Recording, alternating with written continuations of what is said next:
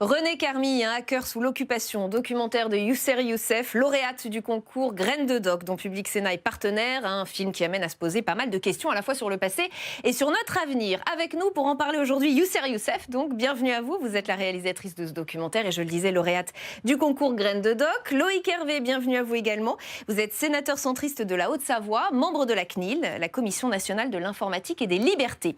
Benoît Thielin, bienvenue à vous. Vous êtes directeur de C-Brain France, plateforme de solutions numériques pour les administrations, et vous êtes l'ancien président du Conseil national du numérique. Béatrice Touchelet, bienvenue à vous également. Vous êtes professeure d'histoire contemporaine à l'Université de Lille et spécialiste de la statistique publique.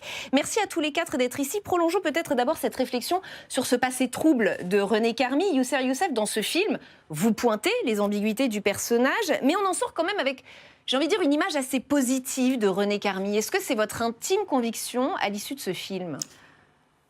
Non, je ne sais pas si c'est vraiment une image positive de René Carmi, en tout cas l'image que je veux donner. Moi, je veux justement montrer toutes les nuances et toutes les questions que pose ce personnage sur les données, les statistiques ethniques, toutes ces questions-là, et sur les données personnelles. Donc, en tout cas, c'est pas l'image vraiment que je souhaite laisser. Je veux pas laisser une image positive ou négative.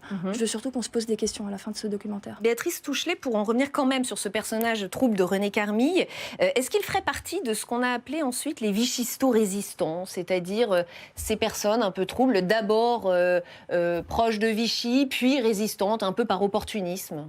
Je pense que c'est surtout un militaire, hein. C'est-à-dire qu'il est proche de Vichy parce qu'il est militaire et que la défaite pour un militaire, c'est quelque chose d'épouvantable quand même en 1940. Hein. Ça a été une défaite vraiment sans militaire, enfin très très beau. Moi, ce que j'ai vu dans les archives, en tout cas, sur la période trouble, de toute façon, vichisto-résistant, c'est un mot qui est facile, commode, mais qui reste à définir. Je ne sais pas très bien ce que ça signifie.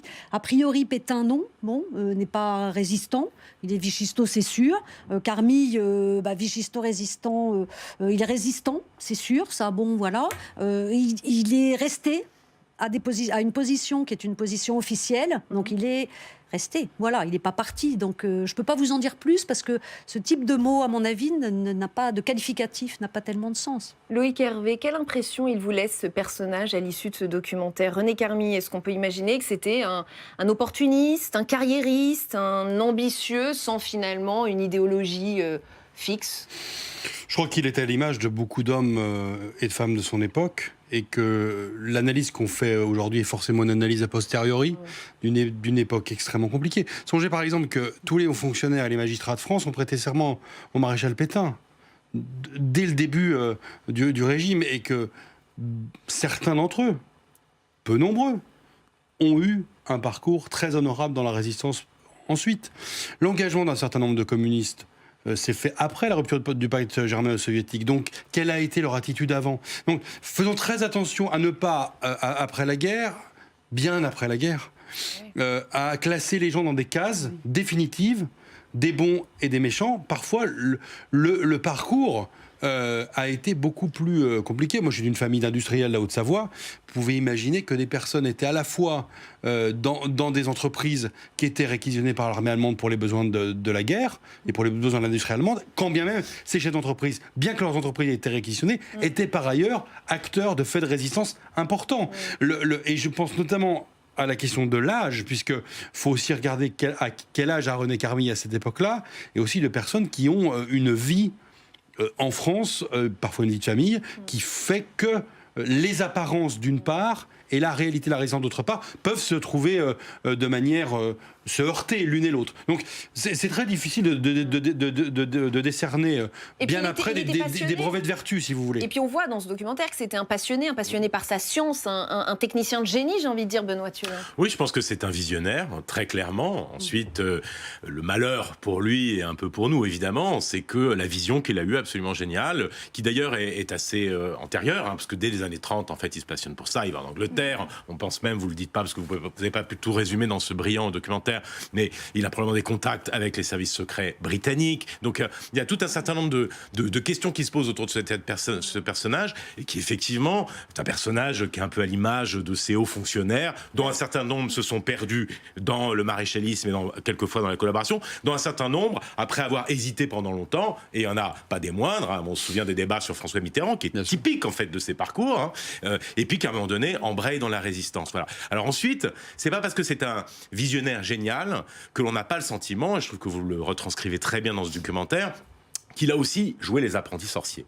Et c'est là où ce qu'il incarne, et qui est passionnant pour le débat qu'on a aujourd'hui sur les technologies, c'est précisément qu'elles sont ambivalentes, et que tout en les faisant progresser de manière magistrale, ce qu'il a fait, il n'a pas toujours vu, ou n'a peut-être pas voulu voir, les autres usages, dans un contexte quand même terrible, voire même peut-être les a-t-il, à un moment donné, presque poussés pour se protéger. C'est toute l'ambiguïté qu'on a sur le fameux article 11, ou la référence 11. La question 11. La question 11, merci, du fichier. Voilà. Et donc, c'est un personnage, de ce point de vue-là, très ambivalent, mais qui, cette ambivalence, encore une fois, nous interroge aujourd'hui de manière majeure. Vous allez me dire si j'ai eu raison ou pas, mais en voyant ce film, ce zoom sur René Carmy, polytechnicien, brillant statisticien, moi, j'ai repensé aux écrits de l'historien Marc Bloch et à son analyse de la faillite des élites devant l'idéologie nazie dans L'étrange défaite. Dès 1940, il critique la formation dans les grandes écoles et en particulier à Polytechnique. Et je le cite, voilà ce qu'il écrit. « Nous créons volontairement de petites sociétés fermées où se développe l'esprit de corps qui ne favorise ni la largeur d'esprit ni l'esprit du citoyen. » Est-ce que c'est un peu ça, René Carmy, l'incarnation d'une élite défaillante ? Je ne sais pas si c'est une élite défaillante. En tout cas, sur René Carmy, la certitude qu'on a, c'était que il avait compris, il était opposé à l'Allemagne. Et en fait, si au début, il a pu penser que par Vichy, il aurait pu résister, il voulait préparer une revanche.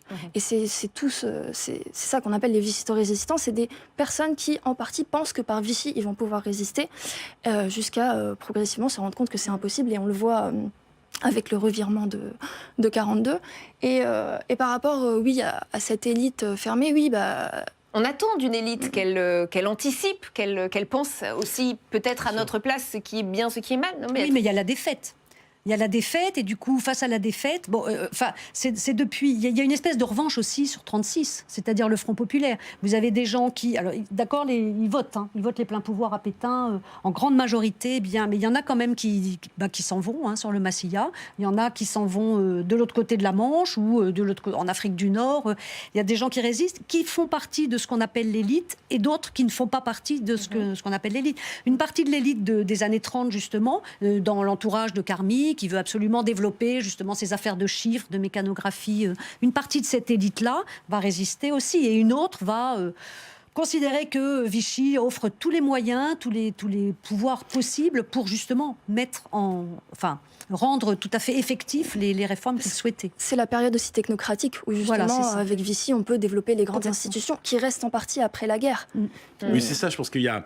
vous éclairez au fond un peu un angle mort de la recherche et des historiens sur ce sujet, en tout cas qui n'a pas été énormément creusé, d'un phénomène plus général qu'on connaît assez bien, qui est celui au fond de la régénération, alors ça prend différentes formes, etc., de nouvelles institutions et de réflexions qui parfois ont germé autour de Vichy. Je pense à l'école du Riage notamment, dont un certain nombre d'entre ses membres parmi les plus prestigieux vont ensuite partir dans la résistance. Et il y a tout un certain nombre comme ça d'institutions françaises en réalité qui ont contribué à la reconstruction après-guerre, qui souvent ont germé. L'école du, vous avez dit l'ENA typiquement n'est pas très éloignée au fond d'une partie de ce qui a été inventé 5 ans avant à l'école nationale du Riage, d'ailleurs ne serait-ce que la terminologie. Donc il y a beaucoup d'institutions comme ça qui ont germé et qui se sont perdues souvent dans la collaboration, mais dont un certain nombre de leurs membres en réalité ensuite ont basculé dans la résistance. Et quelquefois ces institutions ont été maintenues. Mais qui remontent aux années 30. Bien sûr. Les formations des cadres, c'est les années 30. Bien sûr. Mais tout comme d'ailleurs le général de Gaulle lui-même, en fait, d'une certaine manière, sa contestation des élites, notamment militaires, elle ne date pas de 1940. Non. En réalité, elle est toute l'entre-deux-guerres. Alors, on va parler maintenant de l'héritage que nous laisse René Carmy, cette notion de collecte de données, de fichiers sur les individus. Tout cela nous parle beaucoup aujourd'hui, avec cette question qui me semble légitime. René Carmy a-t-il mis le doigt dans un engrenage dangereux ? On va revoir un extrait et on va en parler ensemble après. L'histoire a montré que service statistique, qu'il soit public ou qu'il soit privé, avait quand même tendance à devenir assez naturellement et assez spontanément inquisitorial, justement. C'est-à-dire que ce soit l'histoire récente des grandes plateformes, je pense à Facebook par exemple, ou que ce soit l'histoire des fichiers de police, qui ne cessent jamais de grandir. Il y a une sorte d'obésité morbide de ces fichiers où ils ne réduisent jamais la voilure, mais ne cessent de s'étendre, de s'interconnecter, de se combiner, etc. On est dans l'accumulation. On n'est jamais dans le retranchement, dans la diminution. Et donc, à partir de là, ça présente un certain nombre de dangers. D'où cette question, Loïc Hervé. Est-ce que pour vous, René Carmy a ouvert la boîte de Pandore? En tout cas, il est dans une période, effectivement, des années 30, avant la Seconde Guerre mondiale, dans laquelle tous les concepts qui sont actuellement en vigueur, nés il y a 40 ans, notamment avec la loi de 1978, suite à l'affaire Safari, concept que nous avons inventé. Est-ce que le concept de données personnelles est valable dans les années 30 aussi, autant qu'il l'est valable aujourd'hui, en termes de concept même? Aujourd'hui, on a à la fois un double paradoxe, c'est qu'à la fois les personnes et les organisations sont sensibles à cette notion de données personnelles. Oui. L'était-il autant à l'époque? Et en même temps, le consentement à donner des informations personnelles de manière assez libérale existait-il de la même manière à l'époque? Et surtout, les moyens technologiques étaient incomparables, sont incomparables aujourd'hui par rapport à ceux qui existaient à l'époque. Mais en tout cas, tout régime, a fortiori un régime totalitaire, est intéressé de collecter un maximum de données, et tout régime, même démocratique, est intéressé d'avoir un certain nombre d'informations sur un peu tout le monde. Est-ce qu'on pourrait aller jusqu'à dire que René Carmy est l'inventeur du big data? Je veux dire, c'est trop fort de le dire? Non, je pense que c'est trop fort, parce qu'en réalité, la vraie boîte de Pandore qui a été ouverte, elle est technologique. C'est ça le sujet, en réalité, et on le voit bien, alors vous l'avez moins montré dans le documentaire, mais en réalité, il y a beaucoup de réflexions, il y a déjà beaucoup d'innovations dans les années 30. Carmy va utiliser en réalité des outils qui sont pour une grande partie ceux d'IBM, et qu'il va modifier, adapter, etc. Enfin, il va y avoir tout un débat. En réalité, ce sont des réflexions qui ont lieu au même moment en Angleterre. Les codes secrets allemands vont être décodés, et d'ailleurs le vrai père de l'informatique mondiale est beaucoup plus du côté britannique que du côté allemand ou français de la guerre. Donc ce que je veux dire par là, c'est que la question à mon avis, au-delà de la personne, qui est un cas qui reste problématique, sur lequel on a du mal à se faire une opinion, je trouve c'est un personnage ambivalent, à la fois très séduit par sa vision, par aussi son côté patriote résistant qui a l'air authentique, et en même temps il se fourvoie, on sent bien qu'en tout cas il y a une possibilité qu'il se fourvoie. Mais au-delà de ça, la question elle est technologique, c'est-à-dire on voit bien qu'on a des facultés, des facilités, et d'accord, mais tout le monde ne le fait pas. C'est-à-dire, il est le premier Français à le faire, oui ou non? Est-ce qu'il est remarquable de ce point de vue-là? Tout le monde ne le fait pas, mais à peu près au même moment, il y a de l'usage au fond de la mécanographie et de ce qui sont les origines de l'informatique en Angleterre, en Allemagne, puisque le code secret allemand, qui est très très complexe, est lui-même de la mécanographie. Donc voilà, on voit bien que en réalité tous l'utilisent, et que la technologie effectivement a donné des moyens considérables, et pour nous qui nous interpellent et qui continuent de nous interpeller dans l'Holocauste et dans la Shoah. Mais je vous dirais, c'est pas limité qu'à l'informatique et au fichage, c'est aussi la capacité à organiser de manière absolument massive des transports comme jamais ça avait été géré à l'échelle de l'Europe. Enfin, c'est toute une usine, en fait, c'est toute une industrialisation de la mort qui utilise à l'époque les technologies dont elle dispose et qui parfois les fait accélérer. Ça, c'est certain. Mais pas que de la mort, parce que vous avez ce fameux numéro de sécurité sociale qui est utilisé ensuite pour mettre en place la sécurité sociale. Et le numéro, il y a toujours eu... Oui, vous voulez dire que ça n'a pas été utilisé que pour le mal? Non, mais il y a un pas, je crois que ça c'est important. On ne peut pas projeter la période actuelle sur celle des années 40 pour une raison technologique. Alors pour une raison politique évidemment, mais aussi pour une raison technologique. Là, vous avez la carte perforée, 18 colonnes, c'est pas bon, faut pas quand même par rapport à l'informatique, ça n'a absolument rien à voir. Donc bon, et les réticences des personnes à répondre aux questions individuelles, on les trouve très très fortement déjà dans les années 30. Absolument. Le refus du recensement ou de l'enquête industrielle, alors là il est massif. Le refus des recensements agricoles, il est massif. 1954, vous avez un recensement démographique qui a été très long à obtenir des financements. Des gens écrivent dans Le Monde, un journaliste, je ne vois pas pourquoi ce que ça peut leur faire qu'il y ait... Déjà, cette réticence, c'est une réticence populaire. Bien sûr, mais il y a une réticence à l'impôt aussi à partir du moment où ça devient un impôt personnel en France. En 1914, l'impôt sur le revenu. C'est personnel, c'est moi, on va me... Oui, c'est la même forme d'intrusion. Mais c'est pas pour rien qu'aujourd'hui, le recensement en France est un recensement encore anonyme. Et que l'anonymat est une des garanties, si ce n'est la garantie fondamentale de la démarche de recensement de la population. Malgré la loi sur le secret de 1950. On accepte de donner de soi sous condition. La boîte de Pandore, elle est technologique, certes, mais ce qu'il faut aussi rappeler, c'est que l'histoire de René Carmy, elle est importante parce qu'elle nous montre que il y a des choix de politique publique à faire pour limiter les données. En fait, la création de la CNIL, là, c'est un point aussi qu'on n'a pas pu développer dans le documentaire, mais elle est liée à l'histoire de René Carmy. Donc, vous parliez du fichier Safari. En fait, on a voulu centraliser ce répertoire national, donc le numéro de sécurité de tous les Français. Et à partir de là, il y a eu une polémique. Et là, on a créé la CNIL pour répondre à ces questions. Parce que c'est vrai qu'on a mis en place des choses en France pour éviter les dérives. On a donc effectivement la CNIL, la Commission nationale de l'informatique et des libertés. Et vous nous le rappelez dans ce film, Yousser Youssef. On regarde un nouvel extrait. Pour protéger nos droits, dans les années 70, la France a bien créé la Commission nationale informatique et liberté. Mais aujourd'hui, elle n'a plus qu'un rôle consultatif sur la création de fichiers de police. Un contrôle sans contrainte. Loïc Hervé, est-ce qu'on a une CNIL dont les pouvoirs sont trop limités ? Ah bah ça, c'est un choix politique. Et si vous allez au café du commerce, au coin de la rue, et que vous discutez avec les gens, la CNIL est considérée comme étant l'institution qui embête quand l'administration a forcément de bonnes intentions.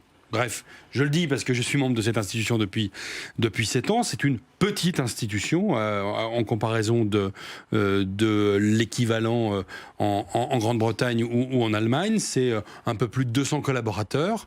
C'est une institution qui est composée de juristes et de techniciens, d'informaticiens, d'ingénieurs. Avec trop peu de moyens ou pas ? Moi je pense. Alors les moyens sont en cours d'augmentation, notamment suite à la mise en œuvre du RGPD, parce qu'on demande à la CNIL de faire un peu tout. On lui demande de faire du conseil en amont, notamment du conseil du gouvernement. Elle rend des avis.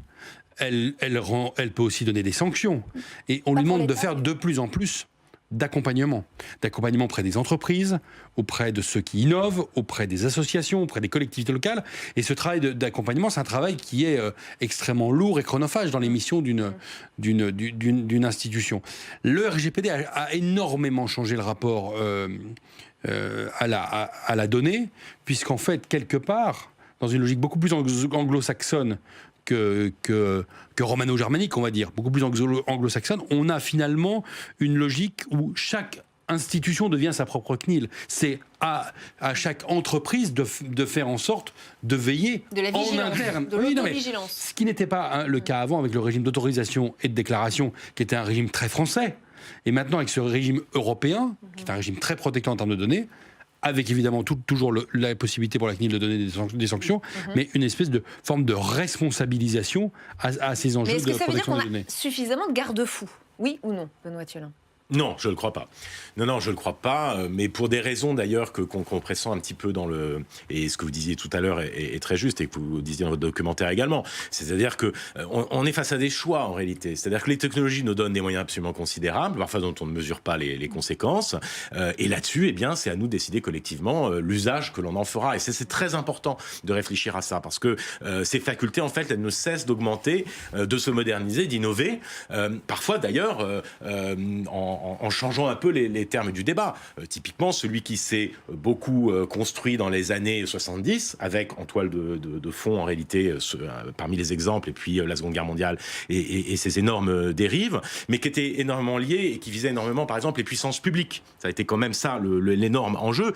Et on voit bien aujourd'hui, et d'ailleurs, vous en parlez un peu sur la Chine, même si c'est sous l'angle toujours beaucoup public, c'est-à-dire qu'on se rend bien compte qu'aujourd'hui, ça peut permettre de pouvoir compartimenter, suivre la totalité d'une population. Ce qui, quand même, il faut bien en prendre conscience, si vous voulez, c'est qu'aujourd'hui, vous avez dans un petit outil comme ça des moyens de contrôle et de surveillance qui feraient pâlir de jalousie un Staline ou un Hitler, qui n'avait absolument pas le milliardième des compétences technologiques qu'il y a dans ces petits instruments. Donc, ça doit nous interroger, et ça veut dire que c'est important d'en débattre en permanence, qu'à chaque fois qu'il y a de l'innovation et de nouveaux usages, on se réinterroge sur ce que l'on veut permettre, parce que, comme vous le disiez très justement tout à l'heure, le fait d'avoir une organisation très fine de la population, ça a permis aussi de construire la sécurité sociale, c'est-à-dire de donner des droits et des usages de ces droits différents à chacun en fonction de la maladie, etc., de les suivre. Donc, il y a évidemment un effet vertueux évident à ça, Mais on a vu à ce moment-là les effets de bord absolument catastrophiques. Et je vous dirais, la question se pose aujourd'hui sur les plateformes numériques de la même manière, et qui est évidemment du coup un peu l'angle mort, mais c'est normal parce que c'était pas le sujet de votre documentaire. C'est-à-dire qu'on se focalise énormément.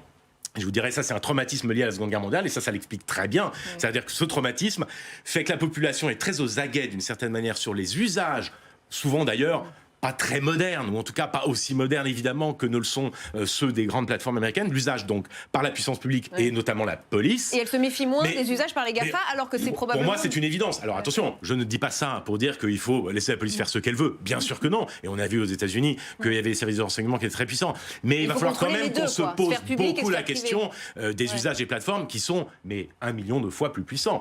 Facebook a des milliers d'informations sur moi-même que l'État français n'a pas.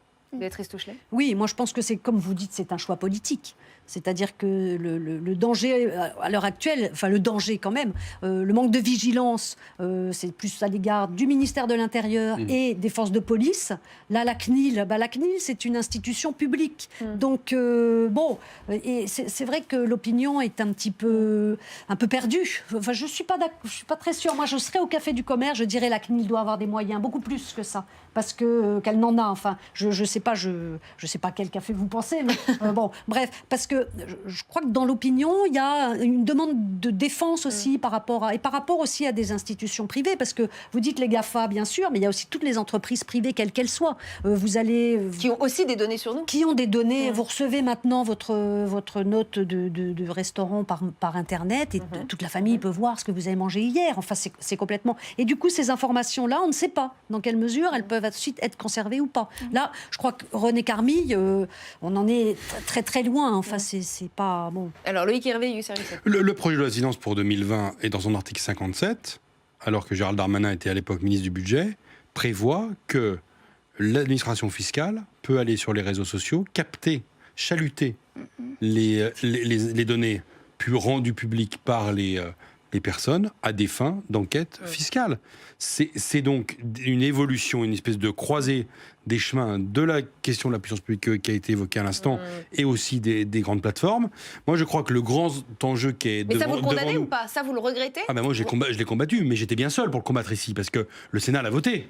Et si vous voulez, l'accoutumance à dire que finalement... On peut croiser le données. Non, mais que la finalité étant bonne, si vous voulez. Quand vous voulez faire de la lutte contre la fraude fiscale, pourquoi ne pas utiliser le numéro de sécu à des fins de croisement des données fiscales, des données sociales? Tout le monde en rêve de ça.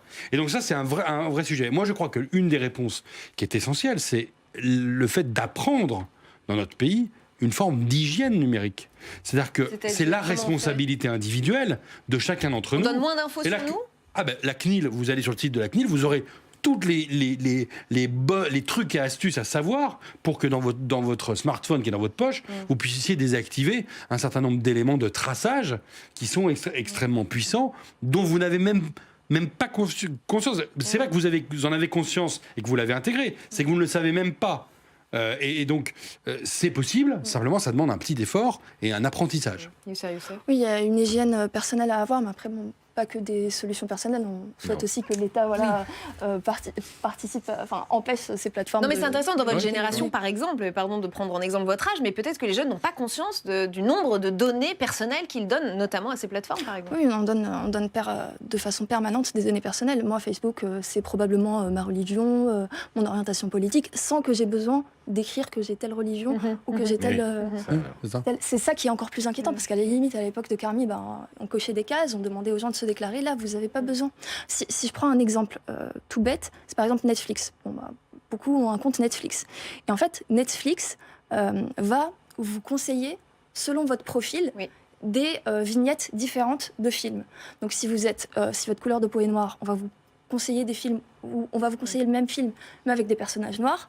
Et si vous êtes blanc, ça va être des personnages blancs. Est-ce que c'est en fonction de votre couleur de peau ou de vos choix précédents de films? Ça peut aussi rendre un service, je veux dire. Oui, mais ils ne vous ont pas demandé explicitement quelle est votre couleur de peau. Mais ils ont votre historique et vous n'avez pas besoin de consulter que des films qui vous ressemblent pour qu'ils comprennent, en fait. C'est des données... ils ont tellement de données qu'ils arrivent à deviner. Donc oui, forcément, il y a... Non, mais je crois que c'est tout le problème. C'est-à-dire qu'en réalité, si nous acceptons de manière plus ou moins consciente. On en a parfois un peu l'idée, souvent on l'a pas, ou on le découvre on y trouve posteriori. notre compte. On y trouve notre Exactement. compte. C'est-à-dire qu'en fait, si on les accepte, plus ou moins consciemment, encore une fois, c'est parce que le résultat de tout ça fait qu'en absorbant des centaines de données, les données, pour les téléspectateurs, ça donne l'impression que c'est abstrait. Ça veut dire qu'en réalité, ces outils-là, là, ça va à peu près ce que je fais quasiment 24 heures sur 24. Où je suis, ce que je lis, ce que je consomme, avec qui je suis, puisqu'en réalité, on peut faire des croisements de données. En réalité, quasiment une grande partie de nos comportements sont enregistrés quelque part autour de ces outils-là et ensuite disséminés dans des plateformes. Quand je paye en carte bancaire, j'utilise un pass de transport.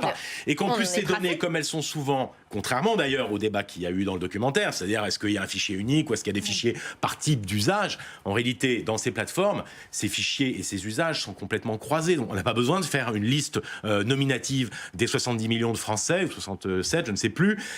En réalité, sur Facebook, on est capable, avec 3 croisements de types de données, d'avoir la liste absolument complète des Français qui sont sur Facebook. Donc, et d'en déduire des tas de choses qu'ils n'auraient pourtant pas renseignées. Donc on voit quand même que le débat c'est très fortement élargi. Mais ce qui reste commun au débat qu'il y a eu à l'époque, encore une fois, c'est vous qui le disiez, madame, tout à l'heure, je crois très justement, c'est-à-dire que si on accepte ça, c'est parce que ça nous a rendu de très grands services. Et donc c'est ça la difficulté, c'est qu'il faut être fort. Alors on peut parler d'efforts et d'hygiène individuelle, il faut l'avoir. Moi j'y crois davantage en termes de débat et de conscience, mais en réalité je pense que ça veut dire que ça appelle à des régulations, une fois qu'on a débattu de ce qu'on voulait, de ce qu'on ne voulait pas, mais que ça va être très difficile, parce qu'on va réguler des choses qui nous apportent énormément de bénéfices et dont on ne mesure pas toujours très bien les conséquences. Vous dites qu'on y trouve notre compte, les fichiers, les croisements des fichiers, ministère de l'Intérieur par exemple, je ne sais pas, mais je ne vois pas très bien. Mais les données de santé... Je ne parlais pas de ça, moi je vous parlais des entreprises privées, c'est-à-dire qu'aujourd'hui vous tapez un mot, vous allez avoir la réponse très facilement, vous allez trouver un film que vous aimez, vous allez commander un livre que vous appréciez, on va vous pousser l'information d'une copine que vous aviez perdue de vue, tout ça vous allez trouver ça incroyable, vous allez dire ça c'est meilleur que sur tel autre moteur de recherche, et donc vous allez devenir addictive à ce service. Sur le plan politique, non. Et la question, c'est des données, encore des données, mais où est-ce que ça va nous emmener? Jusqu'où ça peut aller? C'est aussi à cette question que nous expose le film. Regardez. C'est assez intéressant que Carmi ait plaidé pour non-utilisation policière de ces informations-là, parce qu'au final, c'était assez inéluctable. En France, on parle de l'effet cliquet, sur expliquer qu'une fois que le mécanisme est enclenché, il n'y a pas de retour en arrière. Les anglo-saxons ont un autre terme qui est un peu différent. Eux, ils parlent de mission creep, et en fait, le mission creep, ça désigne le détournement de finalité. C'est-à-dire que un fichier ou une technologie qui est utilisée pour répondre à un besoin à un instant T pourra demain être utilisée à d'autres fins. Voilà, d'où cette question, pas de retour en arrière possible? Béatrice Duchelet. Là, l'effet cliquet. C'est une question à poser aux politiques, je pense. En partie quand même, enfin, ça, bon, effectivement, est-ce qu'on donne ou pas des moyens à la CNIL? Est-ce que Darmanin peut, avec le ministère de l'Intérieur, faire ce qu'il entend? Est-ce qu'on peut espionner des gens chez eux au quotidien? L'affaire de Bure, par exemple, c'est complètement édifiant. Là, pour les libertés démocratiques en ce moment, je crois qu'on est vraiment très, très menacés. Enfin, dans une espèce d'indifférence... une espèce d'embobinage par du verbiage, voilà. Mais là, je pense que c'est très, très grave. Le croisement des fichiers, s'il y a bien des institutions qui s'y sont opposées, c'est en particulier et d'autres. C'est inadmissible, un croisement de fichiers pour un statisticien, enfin surtout avec ce passif. Je suis désolé, mais c'est là où justement je pense que le débat c'est sophistiqué et devient très compliqué et du coup change un peu de nature. Justement, sur l'exemple que prenait Olivier Tesquet sur les croisements de fichiers, c'est le quotidien. Le croisement de millions de fichiers sur nous-mêmes dans ces appareils-là. Et donc, les débats qu'il y avait dans l'après-guerre, structurés dans les années 70 avec l'émergence de l'informatique un peu plus grand public, à mon avis, sont un peu dépassés aujourd'hui. Non pas pour dire qu'il faut tout accepter, bien au contraire. C'est-à-dire qu'en réalité, aujourd'hui, le quotidien, c'est des croisements de fichiers. Donc, c'est trop tard, c'est ce que vous nous dites. C'est que ça y est, on y est. Ce que je veux dire par là, c'est qu'on est plus simplement aujourd'hui dans l'interdiction, et d'ailleurs c'est pour ça que là, le RGPD a modifié beaucoup des choses, parce qu'en réalité on se rendait compte qu'on interdisait des choses à des entreprises ou des institutions en France qui en réalité étaient autorisées et pratiquées de manière éhontée par des tas de plateformes, et notamment américaines, qui gouvernent quand même notre vie numérique. C'est pas rien aujourd'hui notre vie numérique, c'est combien d'heures passez-vous chaque jour en interaction avec votre vie numérique? C'est plusieurs heures. Eh bien ces heures-là sont complètement screenées par des plateformes américaines. Donc ce que je veux dire par là, c'est que je pense qu'il va falloir qu'on réfléchisse davantage à d'autres types de débats sur qu'est-ce que sont les algorithmes, comment est-ce qu'on les l'encadre? Comment est-ce qu'on est C'est-à-dire capable de qu'on fait pouvoir... avec, mais on apprend, on fait de la pédagogie. Ce que je veux dire par là, c'est que ça, c'est un débat sur les fichiers et sur les listes, en fait. Et qu'aujourd'hui, le débat s'est sophistiqué par ce qu'en réalité, on fait passer sur ces listes et ces fichiers, qui sont notamment, en gros, de l'intelligence artificielle, ou ce qu'on appelle des algorithmes, c'est des mécanismes, au fond, de croisement et d'interrogation. Donc un de ces débat entre listings. les entreprises d'un côté, l'État de l'autre. Un débat entre qui? Pour moi, ce qui me paraît évident, c'est que c'est à la démocratie de trancher. Mais ce que je veux dire par là, c'est que pour contrôler quelque chose, il faut le comprendre et le connaître. Et aujourd'hui, le gros problème de ces outils-là, qui nous rendent encore une fois de très grands services, et souvent des services vertueux, positifs. C'est qu'en vrai, on n'y connaît rien, on comprend rien. C'est que ce sont des énormes boîtes noires, et que finalement, non seulement nous-mêmes, nous ne savons pas du tout ce qui s'y passe, c'est-à-dire pourquoi est-ce qu'on est mis en relation sur telle plateforme, pourquoi est-ce qu'on me présente tel produit plutôt qu'un autre, ce qui est une distorsion de la concurrence, pourquoi est-ce qu'on n'en sait pas grand-chose. Et si vous regardez les débats récents sur Facebook, parfois on en vient même à douter que Facebook eux-mêmes, et en particulier leurs grands ingénieurs, continuent de maîtriser en réalité même la connaissance de leurs propres algorithmes. Vous avez vu que Donc ça, c'est Facebook inquiétant. avait arrêté la reconnaissance faciale active et allait supprimer les données d'identification accumulées sur plus d'1 milliard d'utilisateurs. Donc il y a quoi? Il y a une forme de remise en question possible de la part de... Ce qui est intéressant, c'est de voir comment le Parlement américain se saisit de questions de cet enjeu-là, toujours en avance de phase par rapport à nous, avec 3, 4, 5 ans d'avance, et la réalité que vous dites à l'instant, que ça interroge par rapport à la démocratie, mais aussi au rôle de l'État, dans le rôle de l'État régulateur. Qu'est-ce que l'État veut faire, et aussi qu'est-ce que l'État est en mesure de faire. Oui, peut faire. Parce que est-ce qu'il y a une volonté politique partagée d'être un régulateur strict à l'échelle des 28 États de l'Union européenne, c'est-à-dire ceux qui sont dans 28-29 États qui fédèrent l'ensemble des CNIL européennes. Et quelle est la volonté des différents parlements nationaux? Est-ce qu'on peut avoir confiance dans les GAFA? Je parlais de cet exemple de Facebook qui semble faire un petit pas en arrière sur cette reconnaissance faciale. Est-ce qu'on peut imaginer que les GAFA soient responsables? L'intelligence humaine et l'innovation sera toujours en avant sur la norme, tout le temps. Y compris pour ce qui est des fichiers, par exemple, de police. Il suffit de soulever le tapis pour découvrir des fichiers. Regardez, par exemple, moi je m'intéresse énormément aux questions de vidéoprotection ou de vidéosurveillance dans les lieux de garde à vue. On est en train de faire une loi en ce moment pour donner un cadre juridique aux 3000 lieux en France de garde à vue qui sont déjà surveillés par la police. Les drones de la police et de la gendarmerie sont à l'arrêt pour les missions de police administrative et de police judiciaire parce qu'ils ont été mis en œuvre sans aucun cadre juridique. L'Union européenne nous tape sur les doigts parce que notre environnement juridique français sur la vidéoprotection comme sur la vidéosurveillance est caduque, obsolète et ne fonctionne plus. L'ampleur du chantier est considérable pour peu qu'on veuille en faire un sujet à la fois contemporain et puis un sujet de frontière. Quel est, pour les 10 ans ou 15 ans qui viennent, qu'est-ce qu'on veut faire de ça? Je m'intéresse aux drones. À quoi ressemblera un drone dans 15 ans? On n'en a même pas idée. Il y a deux débats, hein. Il y a le débat GAFA, il y a le débat politique publique, ministère de l'Intérieur. Mais on voit que les deux sont liés. Alors les deux sont liés, mais il faut surtout pas les mélanger parce que c'est pas la même chose. D'un côté, vous avez des enjeux économiques. Des deux côtés, il y a des enjeux économiques. Mais d'un côté, il y a un État qui, en principe, si c'est un État et si c'est un gouvernement qui gouverne, peut quand même prendre des décisions et ne pas se laisser envahir par les drones et prendre des... ensuite, là, il y a une question de démocratie. Et de l'autre côté, vous avez les GAFA, de toute façon, en partie quand même, qui se décident un petit peu ailleurs et qui sont beaucoup plus durs, évidemment, à réglementer tout ça. D'où cette question de conclusion. Est-ce que Carmi nous laisse un bel héritage ou un cadeau empoisonné? Non, il nous laisse une réflexion et c'est à nous de la prendre et d'y réfléchir en fait. Et je pense oui, donc forcément, on se pose plein de questions sur les GAFA forcément parce que c'est les données majeures, c'est les données qui posent le plus de problèmes, c'est les données les plus massives. Mais c'est pas non plus... donc il faut avoir cette réflexion, il faut voir en Europe, on est en train de voir quelle régulation on peut faire. Mais il faut aussi avoir la réflexion, comme vous dites, sur les données qui sont possédées par l'État, par le ministère de l'Intérieur. Et c'est pas totalement caduque parce que récemment, par exemple, on a le fichage des religions, des opinions est possible. Et donc là c'est avec cette histoire, j'espère que justement, au contraire, on va réfléchir aussi à cette dimension-là. Voilà, un très beau documentaire qui pose énormément de questions, vous l'avez compris, dans ce débat. Merci infiniment à tous les quatre d'y avoir participé. Merci à vous de nous avoir suivis. On se retrouve la semaine prochaine pour un nouveau numéro d'Un Monde en Doc. À très vite sur Public Sénat.